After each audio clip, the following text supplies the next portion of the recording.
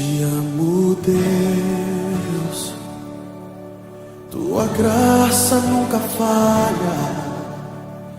Todos os dias eu estou em tuas mãos. Desde quando me levanto até eu me deitar, eu cantarei da bondade de Deus. És fiel em todo tempo, em todo tempo tu és tão bom. Com todo fôlego que tenho, eu cantarei da bondade de Deus. Tua doce voz me guia em meu fogo, na escuridão tua presença me conforta. Então vamos nesse momento cerrar os nossos olhos, elevar o nosso pensamento a Deus, nosso Pai, nosso Criador, aquele que nos concede a vida, que nos concede o tempo e todas as oportunidades para o nosso crescimento. Fomos criados à sua imagem e semelhança, na condição de simples e ignorante, e fatalmente chegaremos na condição de sábios e virtuosos. Isso é um determinismo divino. São milhões de existências e cada existência, somente na condição humana, faz com que a gente suba um degrau, que a gente amplie um pouco mais os nossos horizontes, que a gente aprenda com as próprias experiências, tendo a certeza que em momento algum estamos desamparados. Independente do rótulo religioso, independente de qualquer diferença externa, o importante é que todos nós estamos evoluindo, estamos crescendo, estamos aprendendo nessa abençoada escola chamada Planeta Terra. Temos o nosso Cristo, nosso guia e modelo, temos toda uma espiritualidade amiga aqui presente e das mais diferentes denominações religiosas. É o momento que nos encontramos em espíritos. É o momento que nos deslocamos do mundo lá fora, que mergulhamos de corpo e alma num ambiente diferenciado, espiritualizado, onde recebemos todo o amparo, toda a ajuda, todo o tratamento necessário. E agradecemos a todos aqueles que de alguma forma colaboraram para que pudéssemos chegar até aqui. Allan Kardec, o nosso codificador, aquele que nos trouxe uma doutrina que nos consola, que nos esclarece, mas que principalmente nos liberta. Uma doutrina que ampara a todos, que vê irmãos em toda parte, que entende as diferenças, que respeita, que nos mostra exatamente qual é a nossa destinação. Agradecemos a Chico Xavier, a Divaldo Pereira Franco, a tantos espíritos e espíritas que dedicaram a sua vida para a divulgação dessa doutrina, e a todos aqueles que de alguma forma estão colaborando pela implantação do bem no planeta Terra. Que assim seja. Hoje nós vamos falar sobre um assunto, e esse assunto, começamos na semana passada e vamos terminar hoje.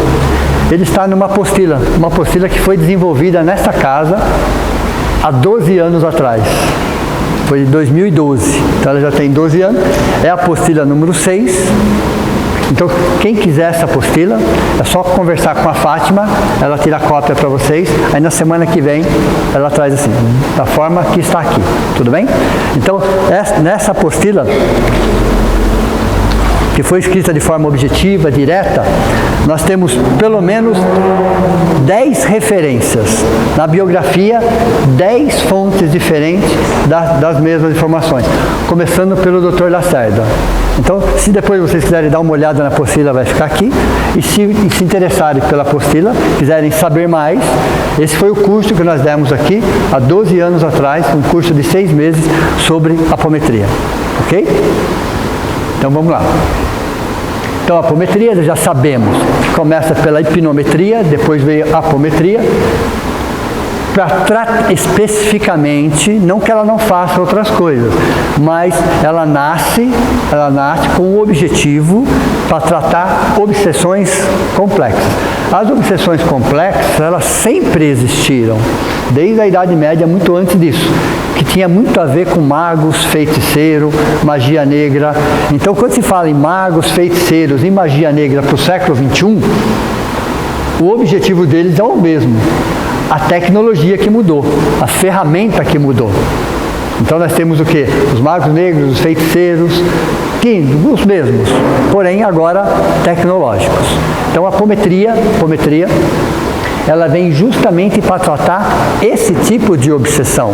Vamos entender que as obsessões, ela tem uma sequência. Vamos lembrar? Auto-obsessão, simples, fascinação, subjugação moral e corporal na sequência, ok? Nessa subjugação corporal, Allan Kardec chamou de possessão, porque aparentemente parece que é como se um espírito entrasse dentro de outro, é isso que não acontece, mas aparentemente, e depois você tem as obsessões complexas. Então as obsessões complexas é um processo evolutivo das obsessões, ok? Mas todas começam necessariamente pela auto-obsessão. Necessariamente. Então não basta você vir tratar um processo obsessivo, porque o pior obsessor é você. Você pode afastar 10 espíritos, vai juntar 20. Você afasta 20, vai juntar 30. Deu para vocês entenderem ou não? Você pode afastar 50, vai encostar 100. Então o problema não são eles que se aproximam, é você que está com a porta aberta. Então primeiro você fecha essa porta, depois trata as obsessões. Entenderam como funciona? Então os processos obsessivos, eles retornam porque a auto-obsessão ainda continua. Ok? Quando você fala em desdobramento apométrico, viagem astral, clarividência viajante, projeção astral, desdobramento perispiritual, bilocação e etc., é tudo a mesma coisa. Vocês já escutaram esses nomes? Vocês escutaram esses nomes? Então são técnicas, olha, são técnicas que fazem essencialmente a mesma coisa. O diferencial de uma para outra é mínimo. É mínimo. Todas falam exatamente do quê?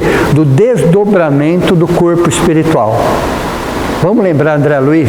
Desencarnado, olha interessante. Desencarnado em nosso lar, onde ele trabalhou o dia todo, à noite ele foi repousar, ele sonhou e ele desdobrou. Veja, ele já estava desencarnado.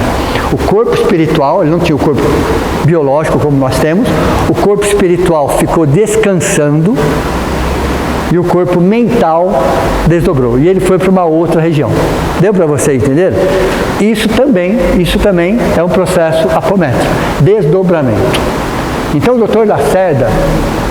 Lacerda criou uma técnica. Existe só essa técnica? Não, na apostila eu estou falando de outras técnicas também. Existem outras técnicas que também trabalham isso. A apometria ficou sendo a mais conhecida. Começou pelo Luiz Rodrigues, depois o Dr. Lacerda desenvolve essa ciência. Como ciência, pessoal, é neutra. Okay? É uma ciência simplesmente. Okay? É uma técnica de desdobramento induzido. Então é uma técnica, eu coloquei até entre aspas aqui, anímica. porque não é exatamente um trabalho mediúnico, não há uma interferência de um outro espírito.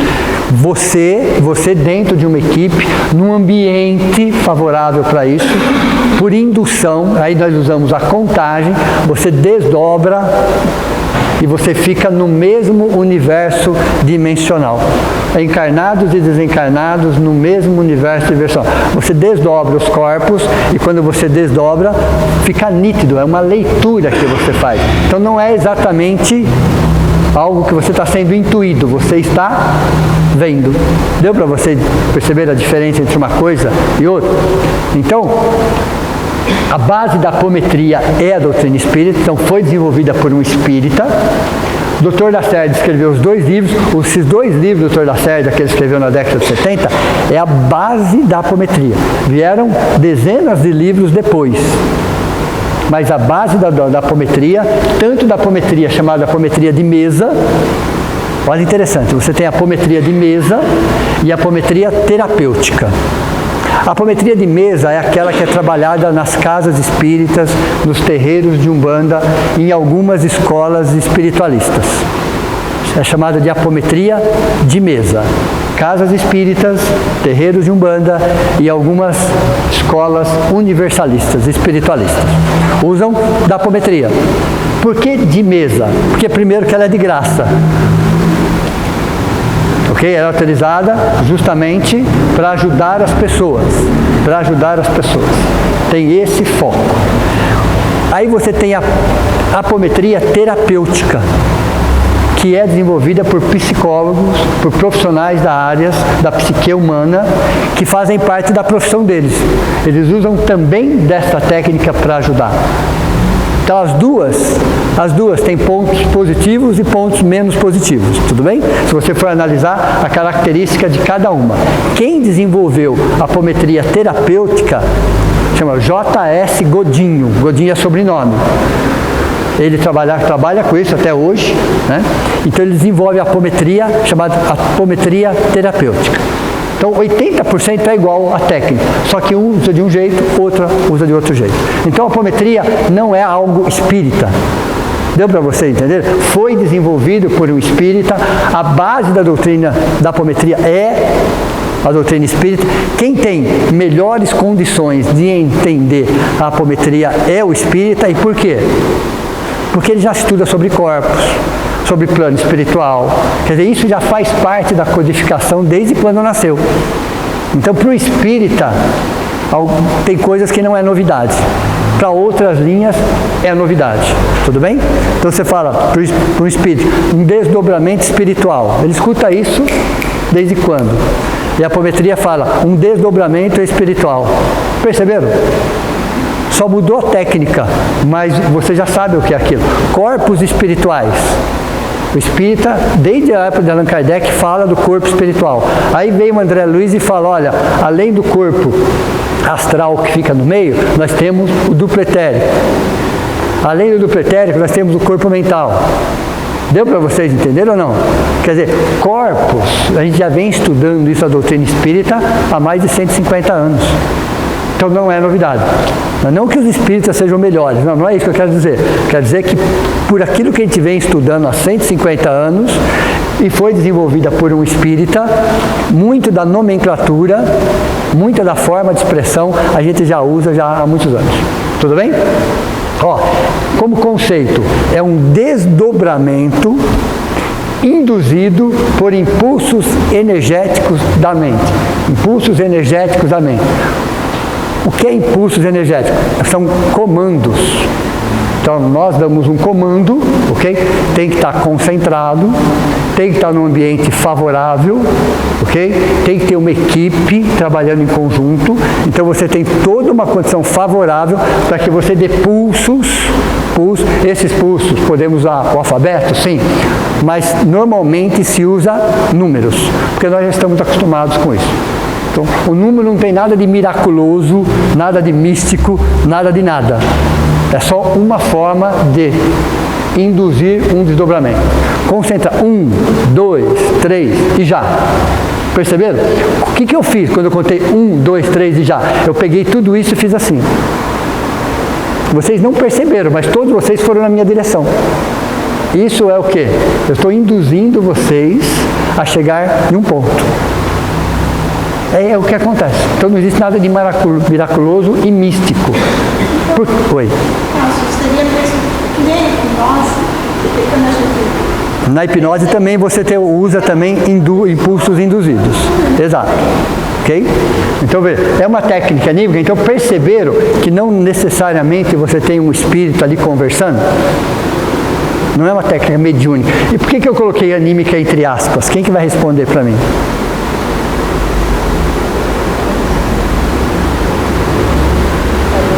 Eu expliquei isso na primeira aula. Que coisa, né?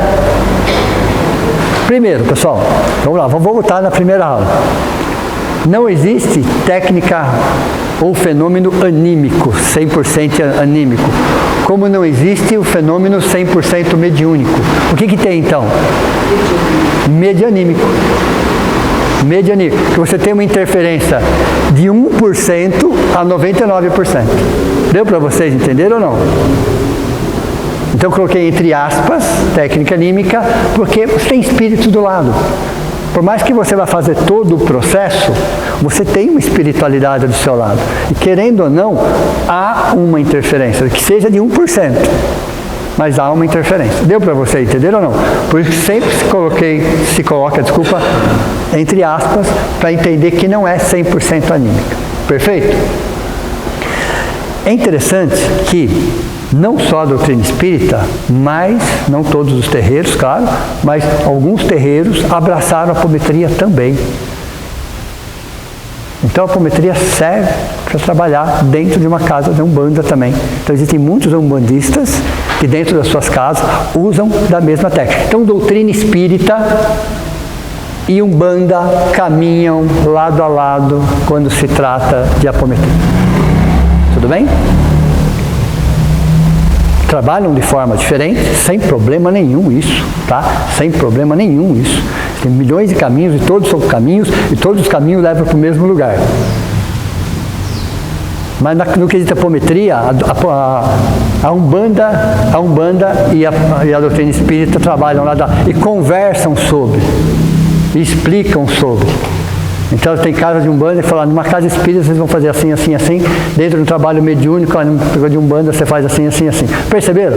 Então às vezes as entidades, então vamos falar dessa casa, né? Às vezes vem um Exu, às vezes vem um preto velho, às vezes vem um caboclo, às vezes vem um índio, às vezes vem uma cigana, aqui, e lá vai a entidade e trabalham junto. Então a apometria aproxima ainda mais essas duas escolas. Ela aproxima, ela une muito mais essas duas escolas. Aliás, nem deveria caber preconceito em momento algum, tá? Momento algum. Mas a apometria junta ainda mais essas duas situações. Então, a Umbanda trabalha junto. E aí eu gosto muito de uma frase, no livro de Robson Pinheiro, que diz assim, anotem porque vai cair na prova, tá? União sem fusão, distinção sem separação. Essa é uma frase do Robson Pinheiro, união sem fusão. Quer dizer, doutrina espírita aqui, Umbanda aqui, sim, união sem fusão, tudo bem? Cada qual trabalha do seu jeito. Distinção, você trabalha desse jeito e eu trabalho desse jeito, sem separação. Parece absurdo? Quando você vai estudar os livros de André Luiz, interessante, tá? Vai estudar os livros de André Luiz, quando tem missionários acontece isso, obreiros da vida eterna acontece isso, no mundo maior acontece isso, libertação acontece isso. Então você tem pelo menos meia dúzia de livros do André Luiz, escritos pelo Chico Xavier, okay? Da série André Luiz, que eles vão sair para resgate. Não sei se vocês já repararam esse detalhe. Aí vai um padre, aí vai um pastor, aí vai um médico. Vocês já viram isso ou não? Eles escrevendo? Por quê?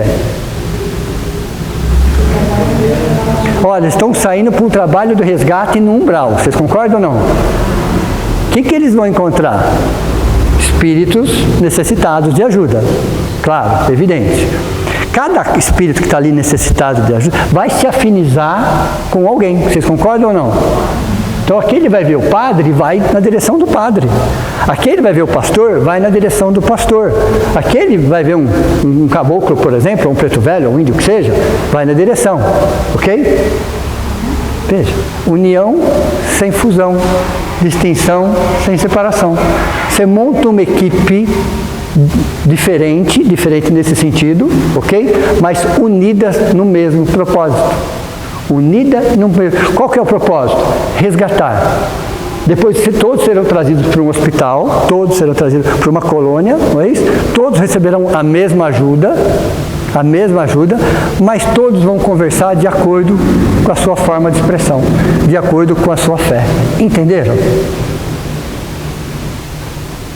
Num dos livros de André Luiz é interessante que eles vêm visitar um hospital, e ele está lá, André Luiz está bem no começo dos livros, Missionário da Luz, ok? Ele está com o Dr. Alexandre.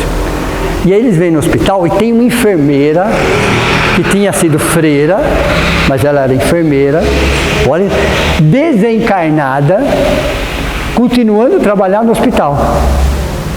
Ela nem sabia que tinha morrido.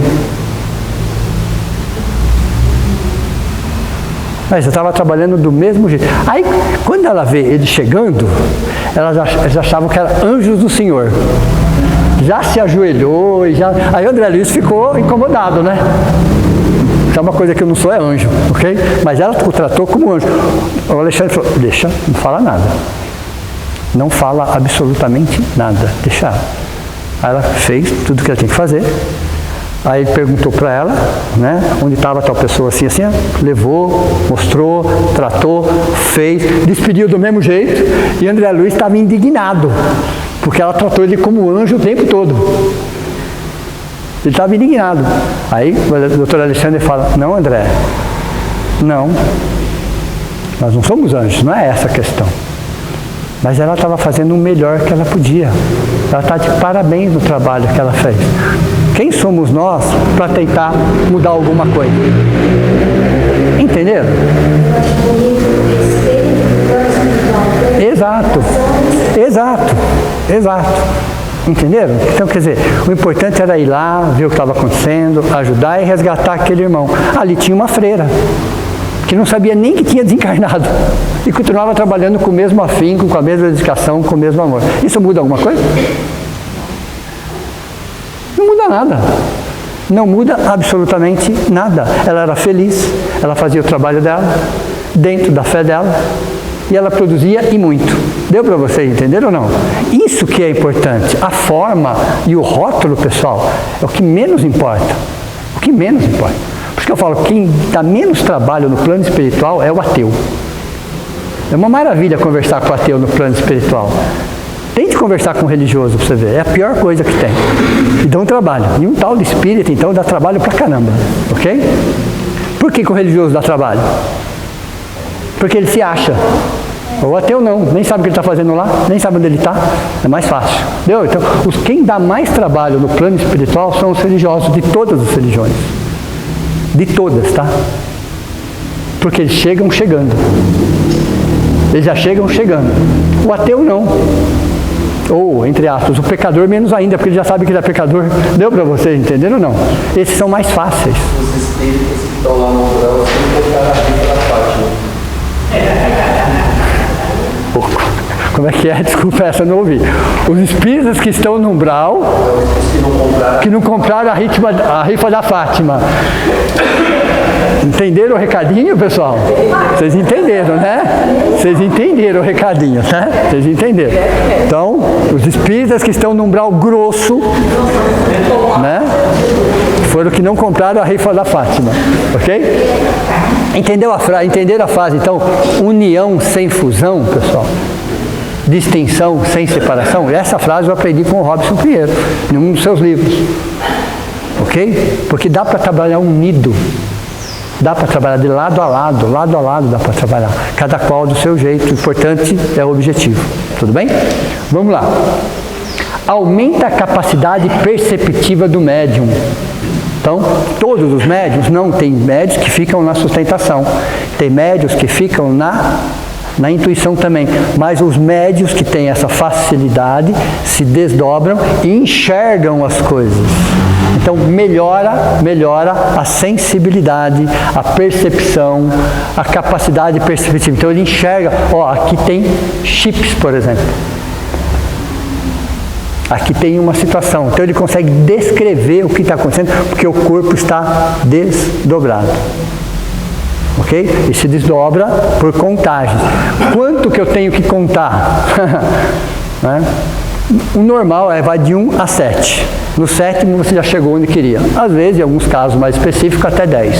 Mas não passa de 10. O normal, no 5º, 6º, você já enxerga o que você precisa. Então o 7 aí seria o número máximo para desdobrar.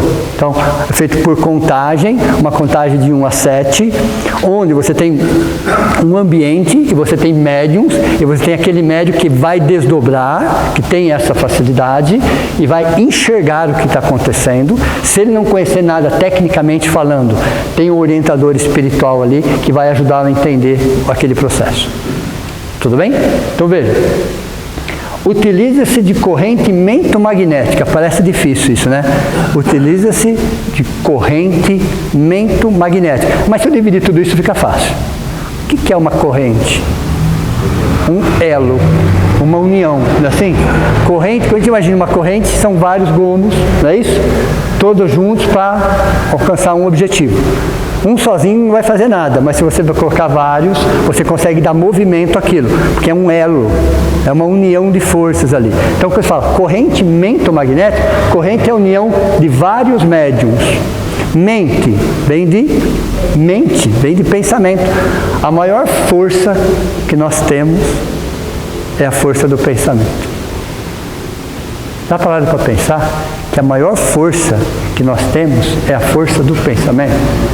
Ok? E qual é a segunda maior força? Energia criadora. Tudo bem? Então todo o espírito, desde o princípio espiritual, simples e ignorante, até um Cristo, vamos chamar assim, força do pensamento. Lógico que um princípio espiritual ainda está desenvolvendo isso. Os animais não têm um pensamento contínuo, têm um pensamento fragmentado.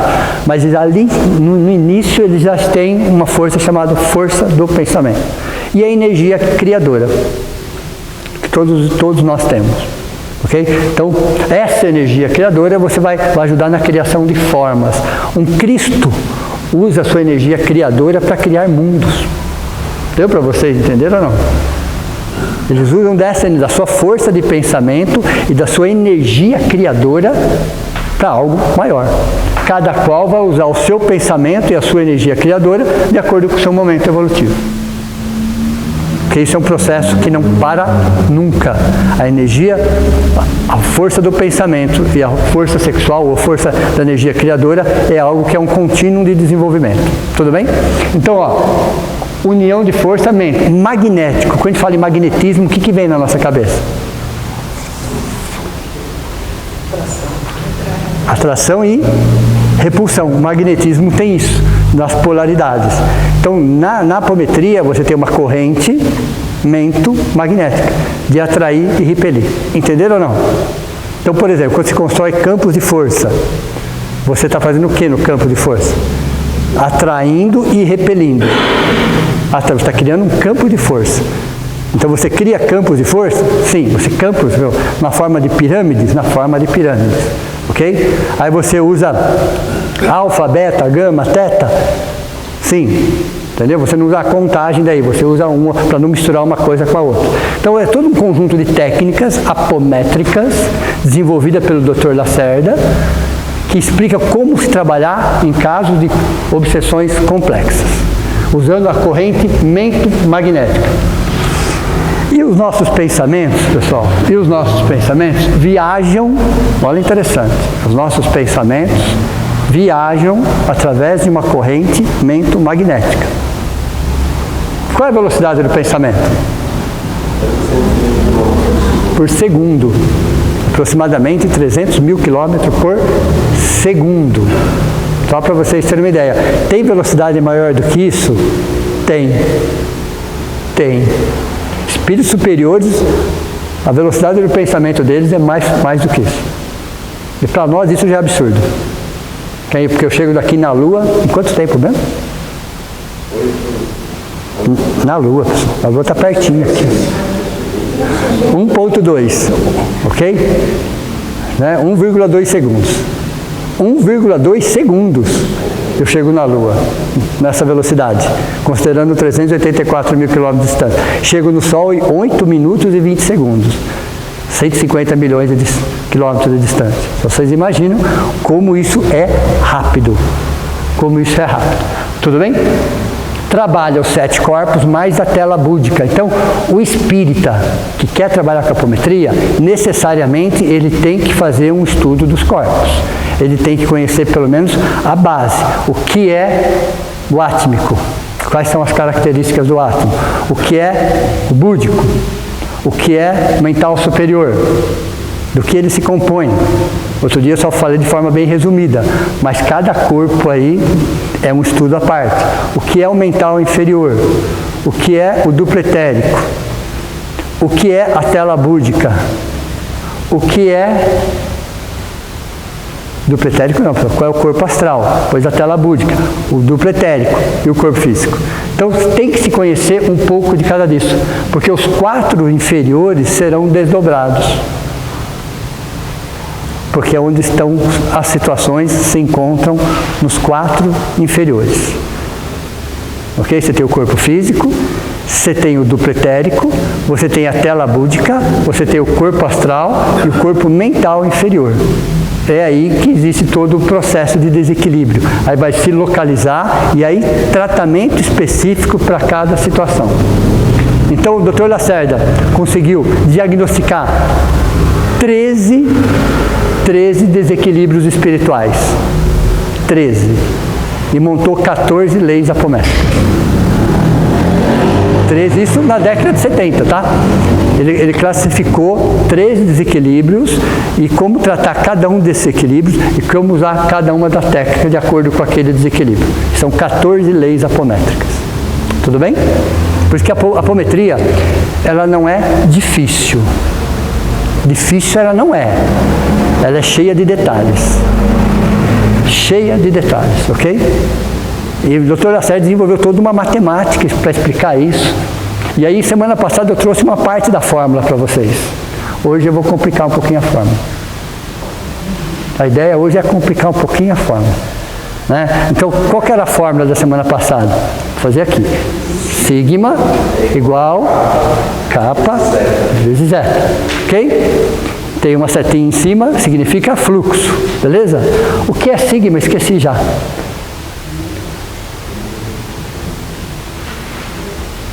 O que é o sigma, pessoal? Energia mental, ok? O que é o kappa? Fluido universal e fluido vital. Então, a nossa energia mental é igual à multiplicação das energias que estão à nossa volta. Pode complicar agora? Aí eu coloquei uma barra, eu não, né, Dr. Lacerda, tá? Coloquei hoje, né? Coloquei e coloquei isso daqui, ó.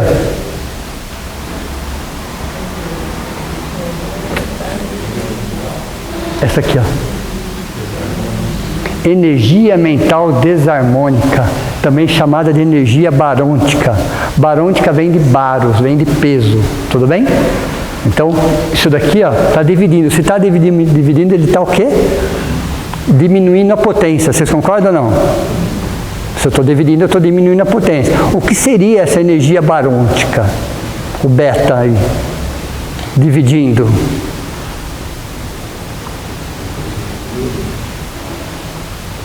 Então estamos num trabalho apométrico, tudo bem? Prático, ok? Trabalhando. E alguém está pensando na janta. Alguém está pensando no que eu vou fazer amanhã. Sabe? O jogo do Corinthians, não, aí completa, aí piorou de tudo. O jogo do Corinthians, aí vai tudo, né? Quer dizer, se alguém tiver desfocado, pessoal, o que acontece com a energia? Ela diminui a potência. Deu para vocês, entenderam ou não? Então, ontem, ou na semana passada, eu trouxe para mostrar para vocês como que é a fórmula na melhor das condições. Porém, somos seres humanos, somos falíveis, né? Quer dizer, muitas vezes eu estou num trabalho mediúnico, num trabalho apométrico, e minha mente não está focada. Estou com uma preocupação, pensando no que eu vou fazer amanhã, o que eu deixei de fazer, qualquer coisa que fuja daquela realidade, daquela necessidade, isso, o que vai acontecer? Vai diminuir a potência, tudo bem? Então, o beta aqui, o beta significa energia barônica de baros de peso. Vai pesar uma disfunção, uma energia mental desarmônica. Qualquer trabalho que a gente vai fazer, independente de seja mediúnico ou não, né? Aqui ou na nossa casa, se tiver alguém destoando, o que acontece? Tudo não fica mais pesado? Aonde você estiver, se você tiver um grupo de pessoas trabalhando com um determinado fim e tiver alguém ali destoando, o que vai acontecer? Vai sobrecarregar, não vai? Vai complicar, vai comprometer. É a mesma coisa. É a mesma coisa. Então é interessante que todos estejam mais ou menos na mesma sintonia. Dá para ficar 100%? Não, porque somos seres humanos. Mas temos que ter pelo menos uma faixa de vibração para que isso aconteça. Então, a fórmula é E igual K vezes E dividido por beta. O beta é a nossa distração, preocupação, fuga, qualquer coisa nesse sentido. Então, a apometria não é só essa fórmula, tem várias fórmulas dentro da apometria. Essa é a fórmula principal da apometria. Tudo bem? Está ficando claro aí? Oi, pode perguntar. Eu lembrei do detalhe no livro do Plano Físico, ele comentava os trabalhos de materialização do Chico. Ele comentava que o grupo tinha que cantar. Aí perguntava, mas então cantando ajuda na materialização? Ele falou, não, aí as pessoas ficariam com foco e ficariam pensando em outras coisas. Exatamente isso. Exatamente isso. Então, você percebe o trabalho de psicografia, mesmo psicofonia, qualquer coisa, que você tem alguma coisa para você manter as pessoas focadas naquilo, porque os nossos pensamentos, o que acontece? Se deixar livre. Então, eu vou dar um exemplo para vocês, né? Algumas pessoas aqui nós já fizemos isso, aqui já aconteceu isso. Vamos supor que tem um trabalho de psicografia. Então tem um médium aqui na mesa que esteja trabalhando e um trabalho aberto ao público, tudo bem? Que não é o ideal, mas em algumas circunstâncias tem que ser dessa forma. Então, Chico fazia isso, o Bacelli fazia isso, faz até hoje, ok? Então existem alguns médiums que fazem trabalho de psicografia aberto ao público, tudo bem? As pessoas chegam antes, passam por uma entrevista, a possibilidade de vir a carta é pequena, mas existe. Então, uma relação aí de quase 10:1, ou mais, mas existe. Então, as pessoas têm que chegar horas antes, pegam algumas informações, ok? Aí o médium se concentra e ele começa a trabalhar. E você tem as pessoas, que às vezes você tem 20, 30, 40, 50, 100, 200 pessoas, 300 pessoas. Sempre tem que ter uma pessoa fazendo o evangelho, enquanto ele está psicografando. Eu já participei de trabalho assim, com o Bacelli lá em Minas, né? E eu era um dos que fazia o evangelho. Então era um grupo de pessoas, Joaquim viu muito isso, então eu pegava 6 pessoas, meia hora cada um. Eu pegava o tema, meia hora, aí parava e entrava outro, meia hora. Porque aquilo dura 2, 3 horas, pessoal. O trabalho de psicografia chega a durar de 2 a 3 horas. E o médium tem que estar concentrado. Deu para vocês entenderam ou não? Como que você vai manter 2 a 3 horas as pessoas com um padrão elevado? Não mantém. Então, através do evangelho, né, você vai conversando e olhando, as pessoas vão procurando manter um padrão saudável, pelo menos. Não o ideal, mas saudável. Isso é energia barônica, entenderam ou não? Porque vamos supor que não tenha ninguém. Ou, no caso da cantoria, também funciona do mesmo jeito. Onde vai parar os pensamentos das pessoas? Mas o pensamento é muito fugidio, né? Então. Às vezes, vocês estão falando aí, quando menos já vem um pensamento que não tem nada a ver. Exato, isso é comum, isso é normal. É comum, isso é normal, isso faz parte. Então, se tiver alguém falando e conversando e explicando, procura dar para manter, na maioria do tempo, o foco. Porque se não tiver, ele não consegue nem fazer a psicografia. Por quê? Dá para vocês imaginar 100, 200, 300 pessoas com pensamento distoante? Onde vai parar o beta aqui? Ele não consegue nem concentrar. O espírito não consegue nem por causa do barulho. Vocês não imaginam, pessoal, o quanto de barulho a gente faz pensando, tá? Eu não estou brincando. Ó, nessa casa, alguém escreveu assim, eu que pedi para corrigir. Alguém escreveu assim lá, silêncio é prece. Ela veio mostrar para mim, eu falei, então, tá errado. Ficou lindo aquilo ali, aqui ó, escrito na parede. Ela trouxe, ela falou, olha o que eu fiz. Eu falei, tá lindo e maravilhoso, mas tem um erro. Porque o silêncio não é prece. Ela escreveu, silêncio é prece. Eu falei, não é. Silêncio e prece. Deu para vocês entenderem ou não a diferença? Porque às vezes você está em silêncio externo e interno. Você está berrando, gritando, xingando, não é assim? E é verdade, somos seres humanos, Então fala, silêncio é prece? Não, não é. É silêncio e prece. Você tem que silenciar exteriormente e silenciar interiormente. Entenderam? Silêncio e prece. Porque às vezes você está com a boca fechada, mas você está gritando mentalmente. Imagine 30, 40, 50, 100, 200 pessoas gritando mentalmente. Entenderam agora essa fórmula aqui? Você derruba um trabalho mediúnico. Perde-se totalmente a concentração, perde-se o foco, perde-se a harmonia, devido à gritaria silenciosa. Deu para vocês entenderam ou não? Então vocês não imaginam o quanto que nosso pensamento, sem dizer que, na lei de Lavoisier agora, nada se cria, nada se perde, mas que tudo se transforma. Lembram disso? Ok? Se para pensar eu consumo, entre outras coisas, oxigênio e outras substâncias, e que se nada se perde, nada se cria, eu estou transformando isso em quê? Pensamento é matéria. Primeira coisa é saber que pensamento é matéria. Eu estou transformando aquela matéria em uma outra matéria, numa outra situação. E dentro de um trabalho mediúnico, você acaba derrubando a vibração. Você derruba a vibração, ok? Dentro do tolerável e compromete todo o trabalho. Compromete. Sabe as pirâmides de proteção? Quem que mantém isso? Pensamentos. Imagine esses pensamentos. Você derruba essas pirâmides, a estrutura dessas pirâmides. Para que servem as pirâmides? Não são pirâmides de proteção? Você vai permitir que tipo de acesso? Que tipo de informação? Que tipo de entidade? Então a espiritualidade superior sabe que nós oscilamos, sabe? Mas dentro de uma oscilação, vamos chamar de saudável, tudo bem? Então eles sabem que o ideal seria aqui em cima. Olha, eles não vão conseguir não. Mas dentro de uma faixa eles conseguem. Daqui para baixo compromete, ok? Então, num trabalho mediúnico, num trabalho de psicografia, num trabalho de apometria, necessariamente, você tem isso aqui. E não dá para descartar isso aqui. Mas tem que ser o mínimo possível.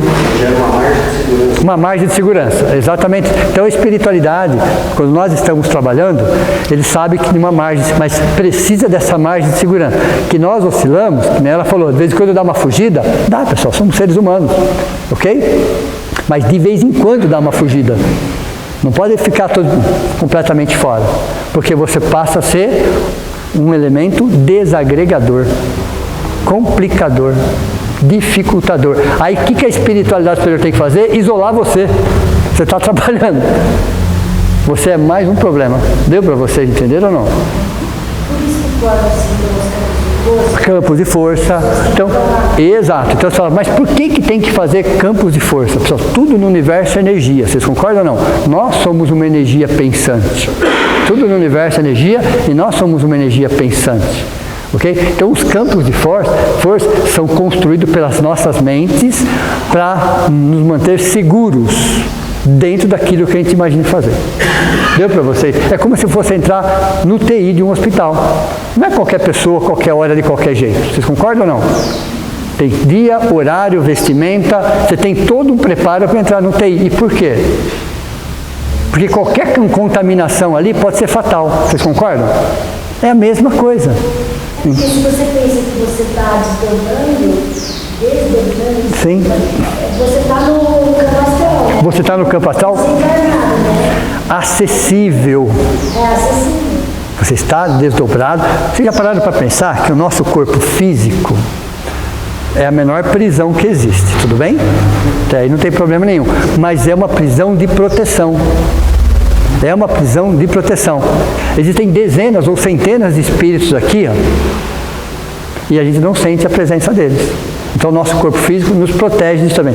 Uma vez que eu estou desdobrado, eu estou no mesmo universo dimensional. Estou muito mais propenso, acessível para absorver as energias. E você pode trazer uma energia muito negativa para o seu corpo físico, inclusive. Deu para você entender ou não? Você pode trazer uma energia do plano espiritual e vem para o seu corpo físico. Porque quando cada célula do seu corpo espiritual acoplar novamente na célula do seu corpo físico, é assim que funciona. Se nós temos 60 trilhões de células, temos 60 trilhões de células. Você desdobra, o corpo físico fica aqui, o corpo espiritual está aqui. Você pode ser contaminado aqui e a hora que você voltar, entenderam? Você pode trazer um problema. Você pode trazer um trabalho de desobsessão. Vamos falar de um trabalho de desobsessão. Às vezes vem entidades doentes, revoltadas, doentes literalmente falando, com dores. O médium, ele sente parte daquilo. Ele sente, dificilmente um médium não vai sentir pelo menos uma pequena parte daquilo.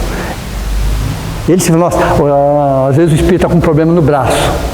O médium às vezes põe a mão no braço. Dói, literalmente falando. Não é uma dor intensa, mas ele sente toda a desarmonia e todo o desconforto. O que acontece depois? A própria espiritualidade, trata aquele braço, porque aquela dor não é dele. Deu para vocês entenderam ou não? Mas ele ficou propenso, ele ficou acessível. E se ele sair daqui e ficar pensando naquilo? A dor volta. Deu para vocês entender? Porque você se conectou. Você se conectou.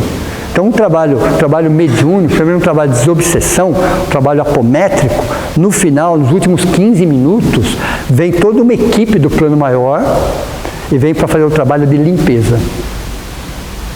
Pode falar. Desculpa, mas eu adoro perguntar. É assim, como você falou da desobsessão, né? Aí, tipo assim, se você olha para uma pessoa, você sabe que ela está com problema facial, isso no livro, né? Não sei se é verdade ou não. Se você for olhar para você tem um espírito obsessor com você, daí ele fica com raiva de mim porque eu estou só olhando para você, porque, sabe, ele quer se vingar de você, ele quer fazer mal, você fica olhando. Como que a gente se protege disso? Então vamos lá. Então, deixa eu entender a pergunta dela, porque é a pergunta dos nossos.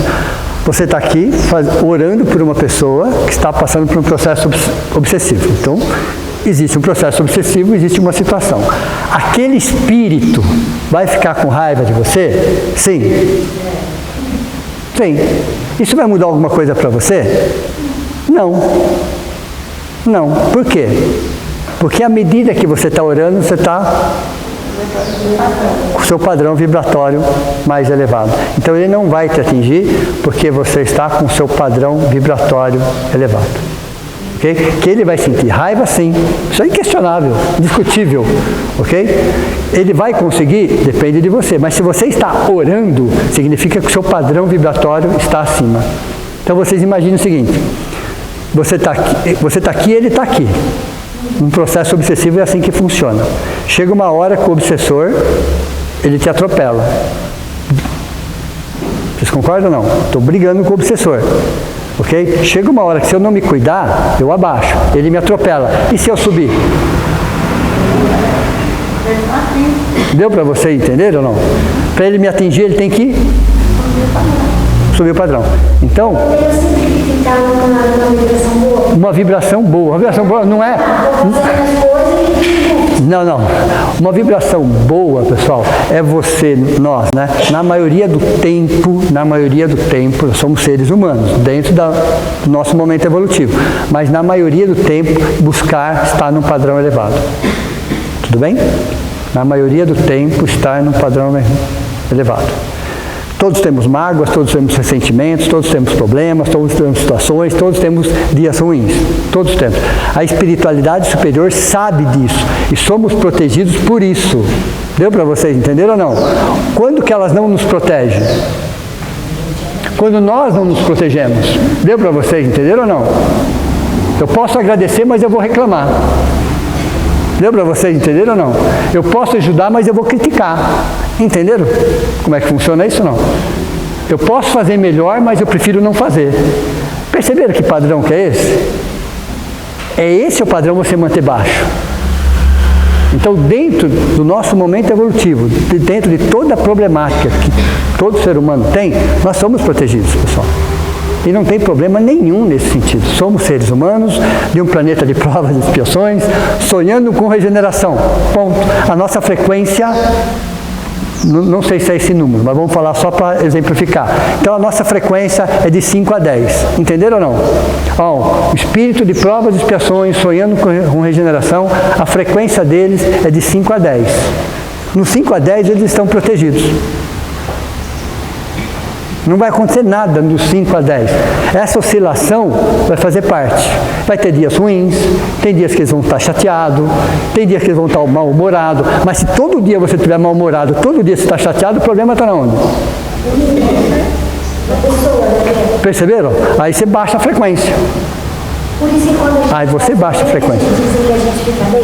Sim, fazer o bem nos deixa bem, porque você eleva a frequência. Então eu posso fazer qualquer coisa por alguém, sem dúvida, o obsessor dele vai ficar com muita raiva.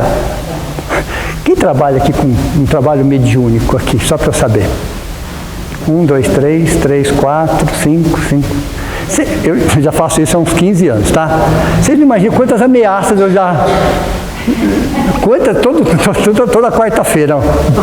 Toda quarta-feira umas ameaças, né? E ameaça mesmo, literalmente. E falam coisas, detalhes da minha vida particular, ok? Mas isso aí não está no médico?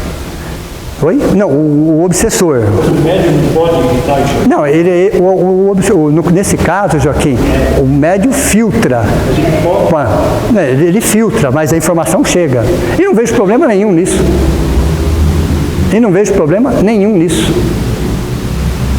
Tem inclusive o Davi, que trabalha prático aqui mesmo, com você. Sim. Chegar e falar com uma pessoa que estava conversando. Quem é você para falar isso? Aí é uma outra, assim, mas isso é um outro contexto. Mas quando você está ajudando alguém, que vem as ameaças, vem, sem dúvida nenhuma. Sem dúvida nenhuma. Só um exemplo bem prático. Na época, né? Eu trabalhava no lugar e eu ficava debaixo dos carros, literalmente falando. E ele falou, você fica debaixo de carro? Então eu falei, fico. Aí toda vez que eu entrava, eu ficava... Eu lembrava. Mas não me preocupava. É que eu lembrava instintivamente, né? Mas era a minha profissão, não tinha que fazer diferente. Nunca me preocupei com isso. Eu olhava, aí quando eu achava que eu podia te dizer para fazer na frente do carro. Não.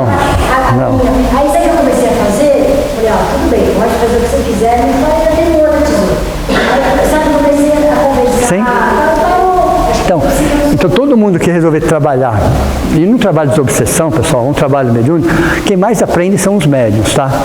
Que o Espírito vem e fala quem você pensa que você é, para falar dessa forma. Primeiro que a gente não está doutrinando ninguém, primeira coisa, nós estamos conversando com o Espírito. Ninguém está medindo forças, ninguém está querendo ser melhor do que ninguém. Não, nós estamos conversando com ele, de igual para igual. De igual para igual. Quando você quer doutrinar o espírito, quando você quer dar lição de moral no espírito, aí é outra história. Aí o médium pode filtrar. Mas as ameaças são constantes, pessoal. Vocês pensam num trabalho apométrico, como é que vai ser as ameaças? Se preparem, né? Porque são especialistas da sombra. Ok? Qual o problema? Veja, pessoal, se eu tenho um especialista da sombra aqui, quem que está aqui? Deu para você entender? Tudo no universo está em equilíbrio. Tudo no universo está em equilíbrio. Eu preciso saber para onde eu vou pender. Aí é um problema meu, não é um problema nem daqui nem daqui. Deu para você entender ou não? Então, se eu procuro, na maioria do tempo, estar num degrau acima, dentro da faixa provas, expiações, sonhando com regeneração, eu estou sendo protegido pela minha ignorância, pelo meu momento evolutivo, pelas minhas condições, pelo meu dia, por aquele momento. Isso faz parte. Quando que eu não sou protegido? Quando eu decido não me proteger. Mas você também tem pensamentos muito malucos às vezes? Só às vezes, ok? Todos nós temos. E outra coisa, pessoal, existem, passando aqui na nossa frente, centenas de pensamentos. E às vezes nós captamos pensamentos que não são nossos. Tem muitos pensamentos que nós captamos que não são nossos. Como é que eu sei? É só filtrar. Isso não tem nada a ver comigo, descarta. Isso tem a ver comigo, que lição que eu tenho? Deu para vocês perceberem? O que tem a ver comigo tem a ver, o que não tem, simplesmente descarta. Mas isso faz parte de um processo evolutivo. Quando que eu não sou protegido? Quando eu não me protejo. Aí eu falo que é o obsessor, eu falo que é esse, é nada, é você. Você. Ok? Eles só fazem aquilo que eu permito, de alguma forma. Eu tenho que dar permissão para isso. Tudo bem? Tudo começa por uma auto-obsessão e aí sucessivamente. Ok? Então vamos lá, voltando aqui. Sobre essa fórmula, pessoal, o que vocês gostariam de falar sobre isso? Qual é a dúvida de vocês em relação a isso? Entenderam exatamente como funciona a fórmula? Ok? Por que eu vou bater nessa tecla, pessoal? Porque se vocês decidirem trabalhar com apometria, né, não é santo, não é anjo, não é arcanjo, não é nenhum. São seres humanos trabalhando com apometria, dentro da sua faixa evolutiva. Mas necessariamente é um trabalho que eu chamo da UTI dentro da UTI. Então os cuidados têm que ser um pouco maiores. Os cuidados têm que ser um pouco maiores. Pode falar. Por que a gente brinca aos espíritos ao invés de somar? Na verdade, é uma fórmula do Dr. Lacerda, que era professor de física. Exatamente por que ele multiplica, eu não sei, né? Deve ter chegado a essa conclusão. Aí, como ele é professor de médico, professor de física, ele fez essa fórmula, que é a multiplicação entre o fluido do ambiente, multiplicado pelo fluido do próprio médium, da energia do próprio médium, ok? Você cria uma energia mentomagnética. Tá, essa é a forma que eu passei na semana passada. Hoje, eu falei, hoje eu vou falar para eles o que pode dificultar, o que pode comprometer. Aí divide esse resultado, então seria o E dividido pelo B, o E aqui, ó, dividido pela essa energia barôntica, que é o coeficiente de desequilíbrio de quem está trabalhando. Se tiver dentro de uma faixa, não tem problema. Eles já contam com essa faixa das nossas oscilações, porque não compromete. Então eles precisam de um quantum de energia. Esse quantum de energia, eles já estão levando em consideração essa energia barôntica.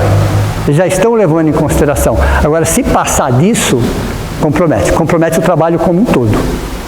Por isso que no trabalho de obsessão, convencional ou apométrico, pessoal, dá para fazer em casa? Não. Mas a minha tataravó fazia. Só tataravó estava no meio do mato, não sabia nem ler, não tinha condição nenhuma. Tudo bem? Porque tem gente que fala isso, que a tataravó fazia, por que ela não pode fazer? Ela era protegida por várias circunstâncias. Por várias circunstâncias ela era protegida. Nós não. Nós não podemos falar que somos protegidos por isso. Ok? Então, um trabalho de desobsessão ou um trabalho apométrico precisa primeiro dia e hora. Tem que ser naquele dia, naquele horário. Você pode depois mudar o dia e o horário até acertar o ponto, tudo bem, isso faz parte. Mas uma vez definido o dia e horário, que seja sempre aquele dia e horário. Por quê? E que vai se preparar. Porque a espiritualidade superior tem mais o que fazer, pessoal. Tudo bem? É a mesma coisa do Evangelho. Porque daqui eles vão trabalhar ali, dali eles vão trabalhar ali, dali eles vão trabalhar em outro lugar. Tudo com dia e horário. Deu para vocês entenderem ou não? E uma vez que você começa a falhar muito nesse sentido, eles vão procurar quem trabalha correto nesse sentido. Então, uma vez definido dia e horário, você faz com que eles se organizem nesse sentido. Primeiro ponto é dia e horário. Segundo ponto, ambiente. Não dá para fazer em casa. Posso atender um caso esporádico, emergencial em casa? Posso. Esporádico, emergencial, que não se repita. Deu para vocês entenderem ou não? Pode acontecer? Pode acontecer. Sem dúvida que pode acontecer. Porque se eu começar a fazer na minha casa uma rotina, o que vai acontecer? A minha casa vai virar um posto de serviço, posto de socorro. Com muitos espíritos doentes lá. A minha casa não tem estrutura vibracional para suportar espíritos doentes. Além de mim. Deu para vocês entenderam ou não? Pode falar. O Cássio, essa pergunta dela da fórmula, eu entendi da seguinte forma, né? Porque as duas energias se somando, eu não teria energia necessária para desenvolver. Então, multiplicando, eu estou potencializando. Pode ser. Como foi ele que desenvolveu a forma de multiplicar as energias, então houve o porquê nesse sentido. Nesse sentido. Então tem que ter dia e horário, entenderam o porquê? Local. Porque no centro espírita tem uma equipe de É um hospital. além de ser um hospital. É um hospital, pessoal. Ok? É um hospital que com vários departamentos. Esse hospital, chamado União Espírita, gente, para quem não sabe, pode falar, Fátima? Não vai assustar eles? Aqui é um hospital psiquiátrico, tá, pessoal? Para quem não sabe. Para quem não sabe. Aqui já disseram que aqui é um hospital psiquiátrico, né? O presidente é o Dr. José, né? Não, Espírito José, e abaixo dele é o Dr. Alexandre, que é o médico psiquiátrico. E é muito grande isso aqui, mas é muito grande. São vários andares para cima, vários andares para baixo. Vai até aquele posto de gasolina lá em cima, só para vocês terem uma ideia. Sabe? É grande, isso aqui é grande. Isso aqui é só uma parte. Fica nessa dimensão aqui. Aqui é a nossa parte material do hospital. A parte física do hospital, né? É essa que nós estamos aqui. Mas é um hospital psiquiátrico. Mas atende todo tipo de situação. Tudo bem? Então, é um...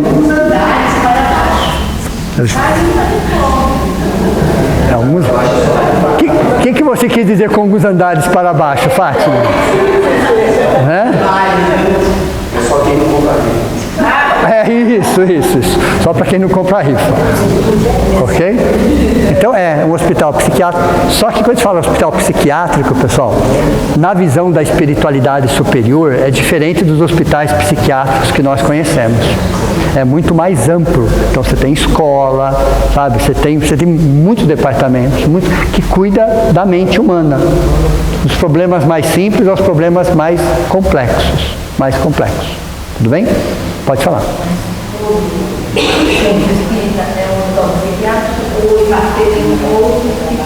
A maioria é. Alguns são escolas. Tudo bem? Outros são postos de serviços. Alguns são somente postos de serviço, tudo bem, a importância é a mesma, tá? Não tem problema nenhum. Outros são escolas, são mais focados, e a maioria são hospitais psiquiátricos. A maioria. Então, no terreno também, sei lá, que lá é um hospital gigante. Então, ok? Então, veja, é um hospital. Então, dentro do hospital, você tem o quê? Uma estrutura de hospital, vibracional, com especialistas que cuidam.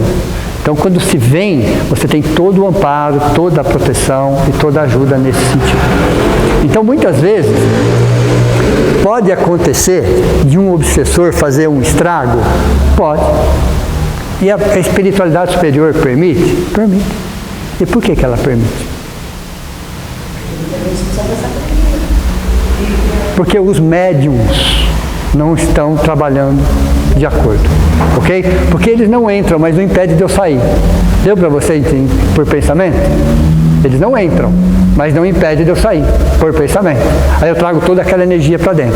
Se a espiritualidade permite, é porque existe uma lição para todo mundo nesse sentido. Então, quando os médiuns não são educados, quando os médiuns não são comprometidos, quando eles não estão envolvidos, gera todo um transtorno nesse sentido. Então, tem que ter disciplina? Tem, pessoal. Tem que ter disciplina, tem que ter dia, horário, tema. Você tem tudo mais ou menos de acordo para que eles possam trabalhar em segurança. E a apometria exige muito mais. Porque se você vai trabalhar num UTI, já exige técnicas e conhecimento específico, aí é UTI dentro da UTI. Qualquer pessoa com boa vontade, com senso de compromisso assumido, com uma base teórica, tem que ter a base teórica, ok? E com vontade de trabalhar. É o que eles precisam. Senso de compromisso assumido, base teórica, disciplina, para que eles possam desenvolver um bom trabalho nesse sentido. Ok? Entenderam? Então, é difícil? Não. Não é difícil. É cheio de detalhes. É trabalhoso. Então, a cada aula, uma informação a mais. Cada distúrbio é estudado, cada técnica ela é estudada, e conforme vai aparecendo os casos, você vai colocando de acordo com aquele distúrbio, aquela técnica. Você precisa usar pirâmide, você precisa contagem, você precisa usar de técnica. Mas por que eu precisaria de técnica?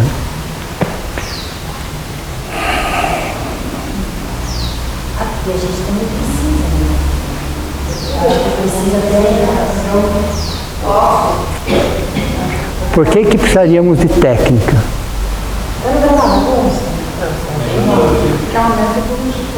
Oi?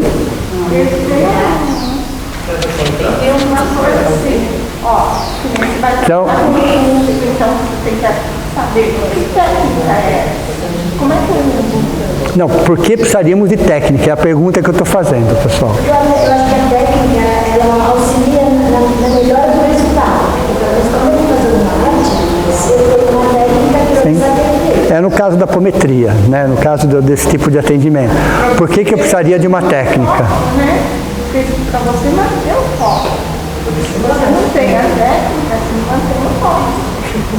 Você vai gastar energia toda. Então vamos lá. Isso vai cair na prova, hein? Isso vai cair na prova, hein? Eu preciso usar técnicas porque não tenho amor suficiente. Entenderam ou não? Veja, eu preciso usar técnica. Estou falando desse caso específico, pessoal. Ok? Trabalhando com desobsessão, com transtornos psíquicos, com mágoas, com ressentimentos, com ódios, com processo obsessivo. Por que eu tenho que usar técnicas? Porque eu não tenho amor suficiente. Então eu tenho que usar técnicas. Porque vocês concordam que um trabalho de desobsessão é para os médiuns também ou não? Quantas vezes você está falando com o obsessor, você está falando e ouvindo o que você está falando. E serve para você. Deu para vocês entenderam ou não? Porque os obsessores são gente como a gente. Primeira coisa. São gente como a gente. Ok? Então, quando eu estou falando com o obsessor, eu estou falando comigo também. Então, quando eu estou falando para ele da necessidade dele superar, dele ser trabalhado, dele reconsiderar, dele ressignificar, dele rever, não são as minhas palavras que estão convencendo ele, mas ele percebe em mim a minha vontade de fazer a mesma coisa com a minha vida. Deu para vocês entenderam ou não? Então, quando o obsessor ele acaba batendo de frente, é porque ele não está sentindo a sua energia no que você está falando para você. Deu para vocês entenderam ou não? Ou está complicado? Então, você está falando para o obsessor, olha, ressignifique, reveja aquela situação, cuida de você, cuida da sua vida, olha aí o mundo que está à sua volta. Não serve para você? Não serve para nós essa conversa? Aí você está falando e pensando na sua vida, isso é natural. E aí ele sente que você está falando, às vezes sendo intuído por um espírito superior, ok? E aí conforme você está falando, e o primeiro ouvido que ouve é de quem está falando, já repararam ou não? Então, aí você está falando e fala, nossa, mas eu também tenho uma situação que eu preciso rever. Ele sente isso. É isso que ele sente. Se você não perdoa, você está indo. Exato, entendeu? Ele não está esperando, ele não está conversando com um anjo, ele está conversando com alguém que não é muito diferente dele, mas que está se esforçando para ser um pouco melhor. Então, o sucesso de um trabalho de desobsessão, o sucesso é os médiums, todos comprometidos, todos envolvidos, todos disciplinados, mas todos eles se esforçando para serem um pouquinho melhor. Eu me lembro que um deles Aí não. estava no espaço vendo como era a reação. Tipo, eu tinha um obsessor, ele foi embora, veio me juntar. Só que ele ficava tomando conta do meu comportamento aqui. Se eu voltasse a fazer as coisas erradas, ele implementa. Então ele é um controle de qualidade. Ok? Todos os nossos obsessores são os nossos controles de qualidade. Veja, não são? São. Eles não estão esperando anjo, arcanjo, serafins ou cristos, pessoal. Eles não estão esperando nada disso. Eles só querem saber se aquela pessoa que está conversando com eles, não medindo força, não doutrinando, muito menos evangelizando, mas se aquela pessoa que está conversando com eles está se esforçando para ser um pouquinho melhor. É isso que faz ele mudar a frequência vibratória dele. E às vezes eles falam assim, então eu vou ficar com você por 30 dias. Aí ele volta depois de 30 dias. Sim. Qual o problema? Eles falam que a gente que chama eles para nossas más ações. É uma questão de frequência vibratória. Entenderam, pessoal? Então na apometria é a mesma coisa. Você tem que ter uma base doutrinária, ok? Mas você tem que ser, acima de tudo, um ser humano. Então, precisamos de técnicas, porque não temos amor suficiente. Porque o amor é uma energia, é uma onda de alta frequência. Lembra que nós conversamos sobre isso? E nenhum espírito suporta uma onda de alta frequência. A alta frequência é a onda do amor, tá? Nenhum espírito suporta nesse sentido. Ok? Então, quando ele sente que você é tão obsessor quanto ele, é tão doente quanto ele, somos, ok? Mas que está se esforçando por ser uma pessoa melhor. E às vezes, na maioria das vezes, não consegue, mas está se esforçando. Isso é a fórmula, essa é a fórmula do sucesso de um trabalho de desobsessão. Essa é a fórmula do sucesso. Alguém que tem uma base teórica, tem controle, tem disciplina, tem senso de compromisso assumido, mas tem principalmente comprometimento consigo mesmo, de buscar ser uma pessoa melhor. Então ele te ouve. Ele te ouve. Aí quando um obsessor fala assim, quem é você para falar isso para mim? Eu falo, sou igualzinho você, não entendo. Mas você vai conversando com ele de igual para igual, de igual para igual. Não me dê força. Não me dê força. Entenderam? Então, eles são um jeito como a gente, e os nossos piores obsessores somos nós mesmos. E só existe obsessão porque não existe o perdão. Só existe obsessão porque não existe o perdão. Ok? A partir do momento que começa a trabalhar no perdão, o melhor trabalho de desobsessão que existe é uma aula sobre obsessão. Olha, interessante, eles já falaram isso pra gente. O melhor trabalho de obsessão e desobsessão que existe é uma aula sobre o assunto. Por quê? Porque no obsessor você conversa com um, ou com dois, ou com três. Aqui eu estou conversando com os 25. Deu para vocês entender ou não? Encarnados. Eles já falaram isso. Num trabalho de desobsessão você conversa com o obsessor mais 2, 3. Tudo bem? Em uma aula ou em uma palestra você está conversando com quantos? Com quanto? Da mesma vez.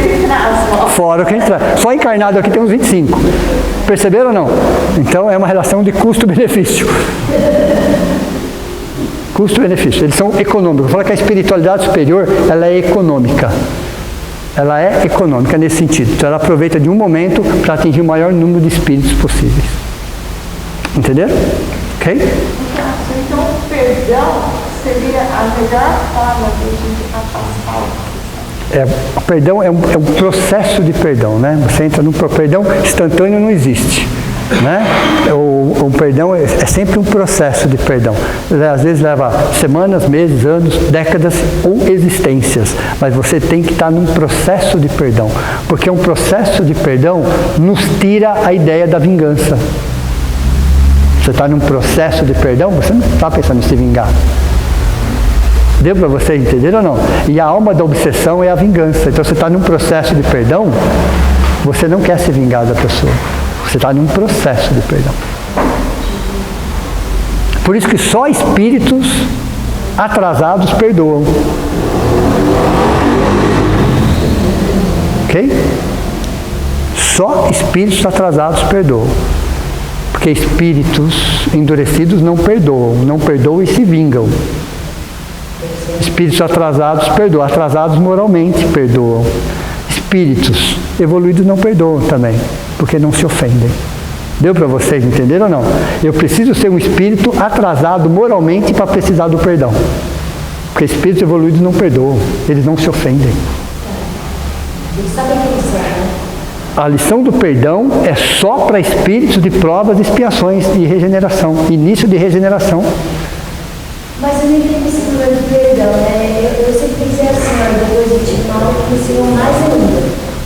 A gente não é perfeito, olha, Deus, acho que todo momento está fazendo coisa errada. E Deus perdoa. Nosso mentor não chicoteia a gente, nem coloca a gente de castigo. Ele fala, nossa, um dia você vai ficar boa, né? Um dia você vai melhorar. Então, por que eu não vou perdoar alguém que me fez algo ruim? Eu também disse, o outro seja perfeito, se eu não sou, não posso. Então vamos lá, perfeitos não somos perfectíveis, tudo bem? Então não existem espíritos imperfeitos. Dentro dessa perfectibilidade, desse processo, uma das lições essenciais é a lição do perdão.